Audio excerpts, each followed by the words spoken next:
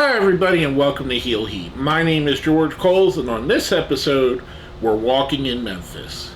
The topic of this Walking in Memphis, CWA Wrestling from March 6th, 1982. And if you haven't seen my shows before, we grade everything on a 1 to 5 scale. There is a link to the video that I'm going to review down here. There are a few things I want to say about that. The quality is rather bad. As you can see, it's a 40-year-old video that's been uploaded to YouTube 10 years ago. Even with that, I would recommend checking out that video. Pause this, go watch that, come back, or if you don't care about spoilers, after you're done watching this, go watch that. Or if you're subscribed, you may have seen that I put on the community page the video. I usually try to put them out at least a day before the review comes out, so you can watch the video so you know what I'm talking about when we watch these reviews. I digress. Like I said, if you haven't seen my show before, I grade everything on a 1 to 5 scale. For these shows, the shows in Memphis, we go by the segment, basically commercial to commercial. All that being said, let's jump right in. We get the first match of the show, The Monk versus Chief Thundercloud. I don't remember the Monk at all. I'm guessing he didn't really make it, or he switched a gimmick and changed up his look drastically. This was a pretty decent match. I thought it was okay. A lot of clubbing and basically big man offense from the Monk. The Monk does pick up the win in about 4 minutes or so. Pretty good. I wouldn't say it was great, but it's still decent. From that, we get an interview with Jimmy Hart and the First Family, which there's too many members to name at this point. I mean, you got Bobby Eaton, the Dream Machines out there, Coco Beware, who's Sweet Brown Sugar at the time, and a whole cavalcade of others. They're doing a promo. Jimmy Hart says he's tired of wrestlers that think they could sing, talking about Billy Graham, superstar Billy Graham, and Jerry Lawler. So he's made his own music video with the First Family, and we get the classic We Hate School video by Jimmy Hart.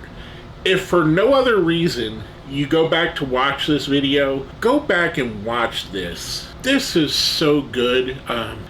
If you only know Jimmy Hart from his WWF and WCW runs, you did not see the best Jimmy Hart. The best Jimmy Hart was here in Memphis. And he's a fantastic singer. I mean, you could have easily seen this in the early 80s being a hit song on radio. I mean, it's not much different than what was playing with the Rick Springfields and the Rick Derringers of the time. It wasn't that different. John Mellencamp even-ish. This is a fantastic video. Just an awesome piece of work. Overall, I'm going to give that segment a 5. I would probably go higher, but it's really great, mostly because of the video. The video overdid it for me. We come back from that. We're back with the First Family again. Jimmy Hart is mocking Norvell Austin, Dennis Condrey, and Randy Rhodes here. So a little bit weird because I kind of thought that they were heels at the time. I don't know. It's kind of hard to follow the heel face when I'm doing these shows at random, and it's kind of hard when you don't pick up on the storylines. Usually Memphis does a really good job of delineating and telling you who's who by how they interact with both Lance Russell and Dave Brown and how they are presented.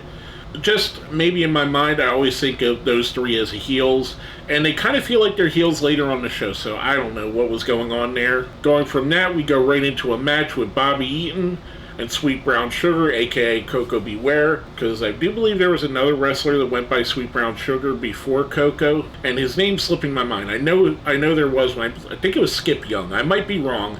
Let me know in the comments if I was wrong. But anyway, they're going up against Roy Rogers. No, not that Roy Rogers, just their wrestler.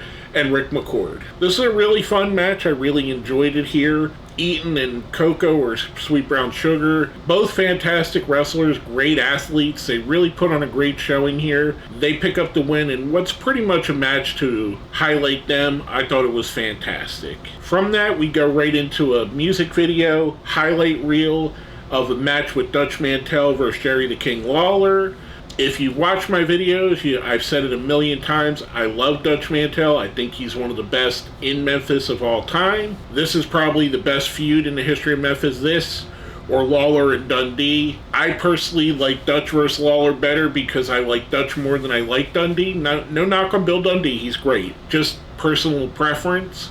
But another fantastic feud that went years. They were teamed together at times. They were against each other at times.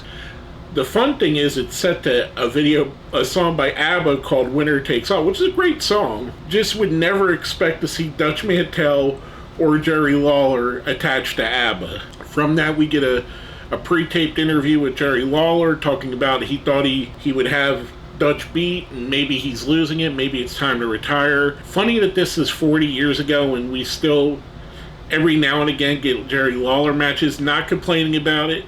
If you have a chance to see Jerry Lawler wrestle, definitely go do it because he's one of the greats of all time. Just funny that he mentions it here. From that, for all that going together, the tag team match, this video, Lawler's promo, I'm giving that segment a 5 too.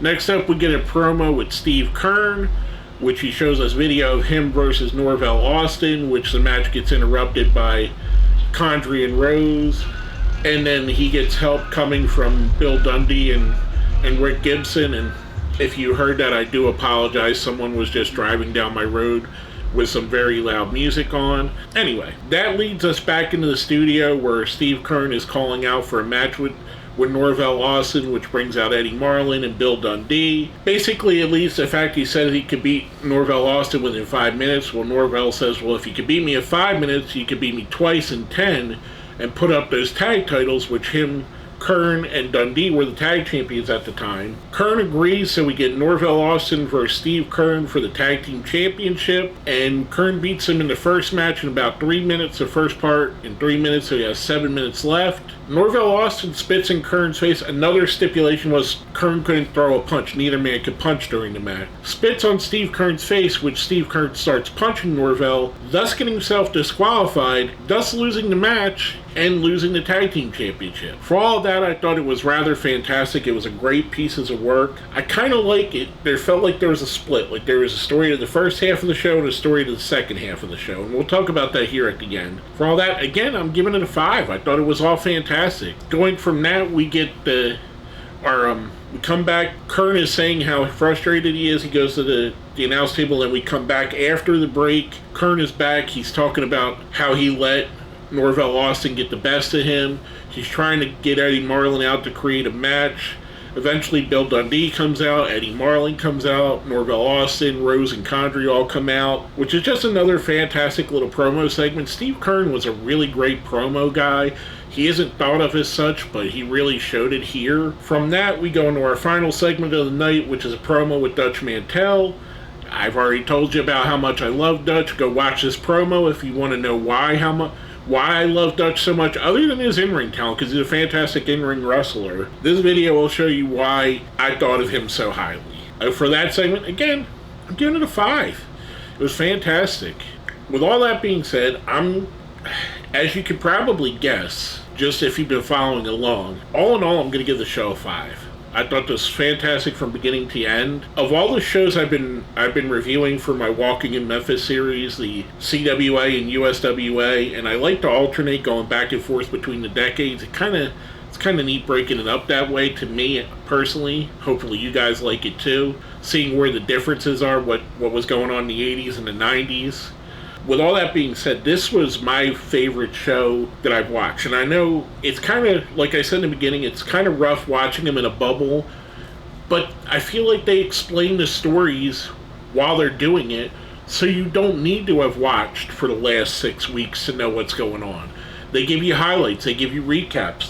The announcers talk about it in a way that you're going to know what's going on if this is the first time you ever tuned into the show, which I think is somewhat missing in wrestling nowadays. I think wrestling nowadays could take some cues from this and show that stuff, and just not assume that you're watching every week. Assume that this is going to be the first time that a good portion of your audience is tuned in, so you have to educate them. With all that being said, like I said, I'm giving the whole show a 5. I thought it was fantastic. And if you made it all the way to the end, let's smash that like button, share the video, subscribe if you haven't. If you made it to the end, let me know you made it to the end.